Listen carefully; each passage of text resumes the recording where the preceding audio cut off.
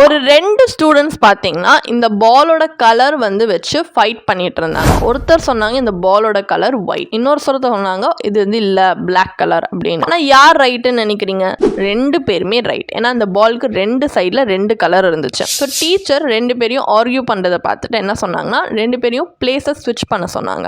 அந்த மாதிரி பண்ணும்போது ஒயிட் சொன்னவர் பிளாக் பார்த்தாரு, பிளாக் சொன்னவர் ஒயிட் பார்த்தாரு. சடன்லி 2 பேரும் ரியலைஸ் பண்ணாங்க அவங்க இயர்லியர் வந்து ஒரு சைட் ஆஃப் த பால் தான் பார்த்தாங்க, இந்த அதர் சைடுக்கும் டிஃப்ரெண்ட் கலர் இருக்கு அப்படின்னு. கேட்க சில்லியா இருக்கலாம், பட் அந்த மாதிரி தான் எக்ஸாக்ட்லி நிறைய பீப்புள் இன்வெஸ்டிங்கை வந்து வியூ பண்ணுவாங்க. பெர்ஸ்பெக்டிவ்ன்றது இட் சேஞ்சஸ் எவ்ரி திங். இப்போ இன்வெஸ்டிங்கும் பார்த்தீங்கன்னா இந்த பால் மாதிரி தான், அதுக்கு 2 சைட்ஸ் இருக்கு, ரிட்டர்னும் இருக்கு ரிஸ்க்கும் இருக்கு.